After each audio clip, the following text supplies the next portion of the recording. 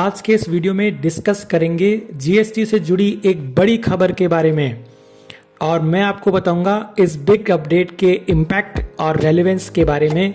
तो जुड़े रहिए इस वीडियो के अंत तक।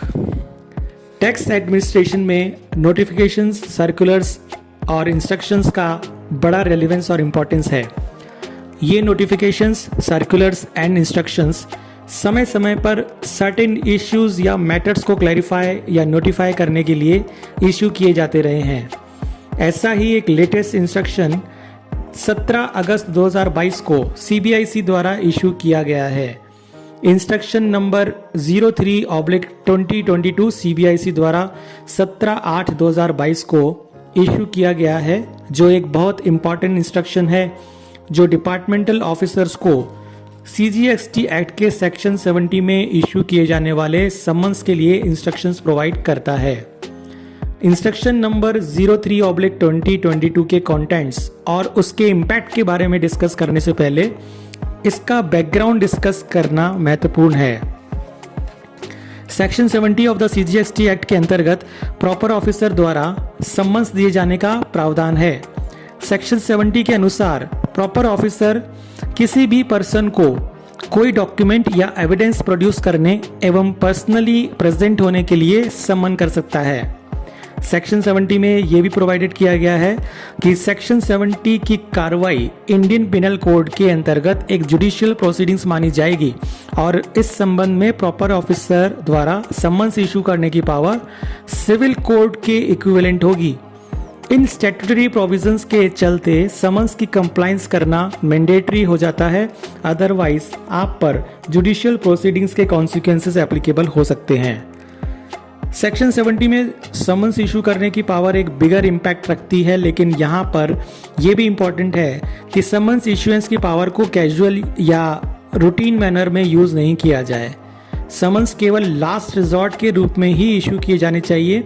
अगर इंक्वायरी का नेचर ओनरस नहीं है और simply notice calling for information sufficient हो तो उन केसेस में समन्स को रूटीन मैनर में यूज करने से बचा जाना चाहिए और समन्स का अनड्यू इस्तेमाल टैक्स पेयर को हैरेस करने या अननेसेसरी पर्सनल अपीयरेंस के लिए बाध्य करने के इंस्ट्रूमेंट के रूप में नहीं करना चाहिए। इस इंस्ट्रक्शन में एडमिट किया गया है कि कुछ केसेस में सेक्शन 70 के समन्स रूटीन मैनर में इशू किए जा रहे हैं, जिन मामलों में लेटर कॉलिंग फॉर इंफॉर्मेशन ही सफिशिएंट हो सकते थे। सीबीआईसी ने अपने इस इंस्ट्रक्शन में फील्ड ऑफिसर्स को समन्स इशुएंस की पावर का इस्तेमाल judiciously and with due consideration करने के निर्देश दिए हैं। आइए अब जानते हैं इस इंस्ट्रक्शन के कुछ इंपॉर्टेंट निर्देशों को जो डिपार्टमेंटल ऑफिसर्स पर बाइंडिंग होंगे। पहला, सुपरिंटेंडेंट्स द्वारा समन्स इशू करने से पहले उन्हें अपने कंसर्न्ड हायर ऑफिसर से रीजंस असाइन करके रिटन परमिशन लेनी होगी, जो कि असिस्टेंट या डेप्यूटी कमिश्नर से कम रैंक का नहीं होगा।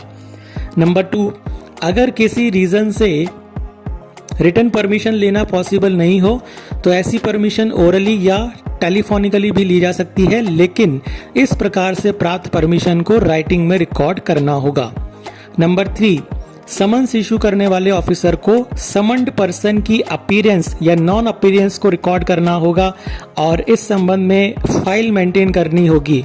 यदि स्टेटमेंट्स रिकॉर्ड किए जाते हैं तो स्टेटमेंट कॉपी फाइल की जानी चाहिए। नंबर 4, जो डॉक्यूमेंट्स ऑनलाइन पोर्टल पर अवेलेबल हैं जैसे GSTR 1, 3B एक्सेट्रा, उन्हें प्रोड्यूस करने के लिए समन्स का इस्तेमाल नहीं किया जाना चाहिए। नंबर 5, कंपनीज के केस में उनके सीनियर ऑफिसर्स के नाम पर डायरेक्ट समन्स इशू करने से पहले ये इंश्योर करना होगा कि ऐसे ऑफिसर्स का रेवेन्यू लीकेज में डायरेक्ट इन्वॉल्वमेंट है। इन सब के अलावा एक इम्पॉर्टेंट बात जो इस इंस्ट्रक्शन में कही गई है वो ये है कि रिपीटेड समन्स इशू करने को अवॉइड किया जाना चाहिए और अगर समन्ड पर्सन समन्स को ऑनर नहीं करता है तो रीजनेबल इंटरवल्स पर कम से कम 3 समन्स के बाद नॉन कंप्लायंस के केस में जुडिशियल मजिस्ट्रेट को कंप्लेंट की जा सकती है। तो इस इंस्ट्रक्शन से एक बात तो साफ है कि अब डिपार्टमेंटल ऑफिसर्स को इंस्ट्रक्ट कर दिया गया है कि वे सेक्शन 70 की समन्स इशूइंग पावर को कैजुअल या रूटीन मैनर में यूज करने से बचें और इस जुडिशियल पावर को स्पेरिंगली और डिजर्विंग केसेस में ही इस्तेमाल करें।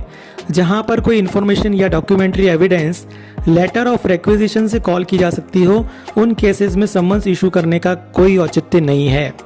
इसी तरह मेरे ओपिनियन में समन्स एक लास्ट रिजॉर्ट के रूप में ही यूज़ किया जाना चाहिए और उन केसेस में जहां पेंडिंग इंक्वायरी या इन्वेस्टिगेशन रेवेन्यू के नज़रिए से फार रीचिंग कॉन्सिक्वेंस रखती हो।